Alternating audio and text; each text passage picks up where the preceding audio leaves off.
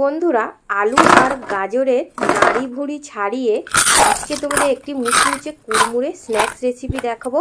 আর এর পেটের মাংসটাকে বার করে দেখাচ্ছি, দেখো কতটা টেস্টি। তার জন্য সবার প্রথমে দুটো আস্ত আলুকে তার ওপরের ছালগুলোকে ছিঁড়ে আমি নিয়েছি, নিয়ে খুব ভালো করে ধুয়ে নিয়েছি। এখানে একটা মেশিন নিয়েছি, এই মেশিন দিয়ে এদের আমি খুব ভালো করে পিষে নেব। আর এমনইভাবে পিষবে যেন আলুটা লম্বা লম্বা বড় বড় হয়। একবার টানবে, কিন্তু দুবার টানাটানি করলে আলুটা ছোট ছোট হয়ে যাবে। এইভাবে একবার টেনে লম্বা লম্বা আলুগুলোকে আমি সব দুটো আলুকে গ্রেট করে নিচ্ছি। দেখো এদের মাংসগুলোকে একদম ছিঁড়ে নিয়েছি। আর হাফ গাজর নিয়েছি, এই গাজরটারও আমি সেম অবস্থা করব। একইভাবে লম্বা করে এর মাংসগুলোকে আমি ছিঁড়ে নেব। যেরকম মুরগির মাংস সিদ্ধ করার পরে ছিঁড়ে নেওয়া হয়, এই গাজরটাকেও আমি লম্বা লম্বা করে গাজরগুলোকে ছিঁড়ে নিয়ে নিচ্ছি। এবারে নিয়ে নেওয়ার পরে আমি খুব ভালো করে এদের জল দিয়ে সাবান দিয়ে ওয়াশ করে দিয়েছি, দিয়ে আর জলটা ঝেড়ে দুটোকে আলাদা নিয়েছি। আর এর মধ্যে আমি কাটা ঘায়ের ওপরে লবণ দিয়ে দিলাম। লবণ দিয়ে হাত দিয়ে খুব ভালো করে চটকে মুটকে এর থেকে সব রসগুলোকে বার করে নিতে হবে। এইভাবে রসগুলোকে দেখো কতটা সুন্দরভাবে গাজর আর আলুর যে রসটা সেটাকে বার করে নিলাম। আর এই রসটাকে আমি ফেলে দেব, কারণ এই রসটা কোনো কাজের না। তারপরে রসটাকে ফেলে দিয়ে আমি এর মধ্যে নিয়ে নিলাম আর নিয়ে নিচ্ছি 2 বাটি উষ্ণ গরম জল দিয়ে এটাকে নাড়াচাড়া করে এটাকে আমি চাপা দিয়ে রেখে দেবো। তার মানে বুঝতে পারলেন এটা কিন্তু পুরোপুরি মার্ডার হয়ে গেল।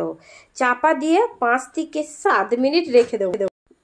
গরম জল দিয়ে মার্ডার করার পরে জলটাকে ফেলে দিয়েছি। আর তারপরে এটা কিন্তু অনেকটাই মাংসটা নরম হয়ে গেছে। এবারে এই নরম মাংসের মধ্যে আদাকে আমি বেশ করে চিলে দিয়েছি।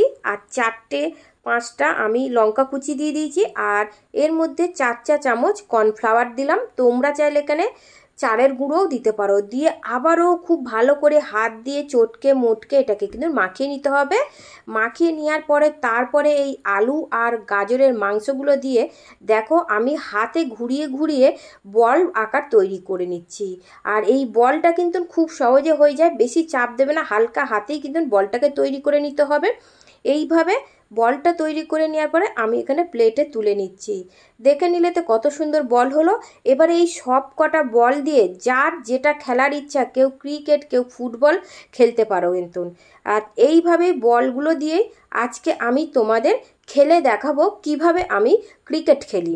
আগে থেকে তেলটাকে গরম করে নিয়েছি, বেশ করে গরম করে নেওয়ার পরে বলগুলো দিয়ে আমি ক্রিকেট খেলছি। দেখো তেলের মধ্যে দেওয়ার সঙ্গে সঙ্গেই কিন্তু ফুটতে শুরু করছে। 1 মিনিট রাখলেই কিন্তু এটা ছক্কা মারা হয়ে যাবে। তারপরে আমি কাঁটা চামচ দিয়ে 1 মিনিট পরে এটাকে উল্টে দিচ্ছি। উল্টে দেওয়ার পরেও এটাকে কিন্তু ঠিক মিডিয়াম টু লো ফ্লেমে রেখে এইভাবে এগুলোকে মুচমুচে করে ভেজে নিতে হবে। আবারও আমি ছাঁকুনি করে তুলে নিচ্ছি। দেখো তোলা হয়ে গেছে। এবারে এগুলো আমি একটা প্লেটে রেখে দিচ্ছি। দেখো যে বলগুলো আমরা তৈরি করছি খাবো, দেখো কি সুন্দর মুচমুচে কুড়মুচে। আর মাংসটাকে পুরো বার করে নিয়েছি। মাংসের ভিতরে অংশগুলো দেখো কতটা সুন্দর। ভালো লাগলে লাইক দেবে, কমেন্ট করবে আর সাবস্ক্রাইব করবে।